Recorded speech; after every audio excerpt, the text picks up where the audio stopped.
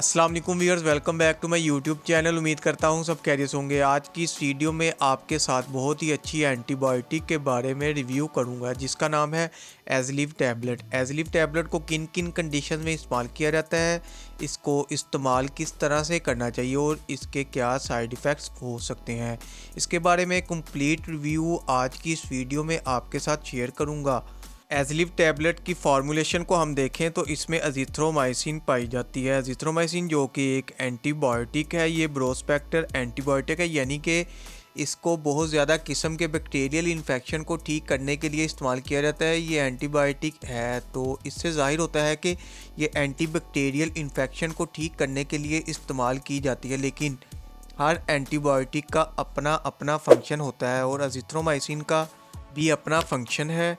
तो अज़िथ्रोमाइसिन यानी एज़लिव टैबलेट को किन कंडीशन में इस्तेमाल किया जाता है, इसके बारे में बात करते हैं। एज़लिव टैबलेट को रेस्पिरेटरी ट्रैक्ट इन्फेक्शन में बहुत ज़्यादा इस्तेमाल किया जाता है। अज़िथ्रोमाइसिन एक ऐसी एंटीबायोटिक है जो कि रेस्पिरेट यानी सांस की नाली के इन्फेक्शन के लिए बहुत ही ज़्यादा फ़ायदेमंद है, जिसमें आ जाता है हमारे पास नमूनिया। इसके अलावा सांस की नाली में जो इन्फेक्शन होता है जिसको हम ब्रोंकटस कहते हैं, इस केस में भी इसको इस्तेमाल किया जाता है। इसके अलावा अपर रिस्ट्रिक्टेड ट्रैक्ट, इसमें भी इसको इस्तेमाल किया जाता है। जिस तरह गले की इन्फेक्शन हो जाए, आपके गले में बहुत ज़्यादा इन्फेक्शन है, इस केस में भी आप इसको इस्तेमाल कर सकते हैं। अगर आपको टॉन्सिल्स हैं तो इसमें भी आप इसको इस्तेमाल कर सकते हैं। इसके अलावा इसको कान के इन्फेक्शन ओटिटस मीडिया में भी इसको इस्तेमाल किया जाता है, जिसमें आपके कान के अंदरूनी हिस्से में बहुत ज़्यादा सोजिश हो जाती है, इन्फेक्शन हो जाता है,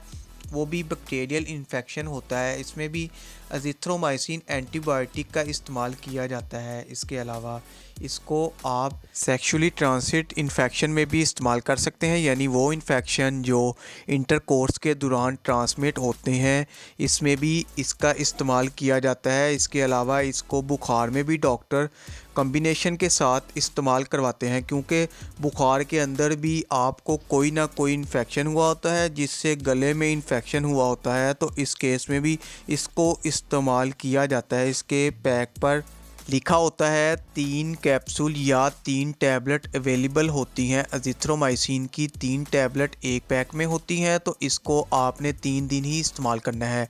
ये 3 डोज पैक होता है जो आप 3 दिन ही इस्तेमाल कर सकते हैं और ये 3 दिन के अंदर ही बैक्टीरियल इन्फेक्शन को ख़त्म कर देता है। अगर बैक्टीरियल इन्फेक्शन कोई लंग्स का है, साइनस इन्फेक्शन है, थ्रोट इन्फेक्शन है, यूरिनरी ट्रैक्ट इन्फेक्शन है, कोई भी ऐसा इन्फेक्शन है वो 3 दिन में ख़त्म हो जाता है। ये टैबलेट इन तमाम टाइप्स के इन्फेक्शन में इस्तेमाल होता है। अब बात करते हैं इस टैबलेट के साइड इफ़ेक्ट्स के बारे में।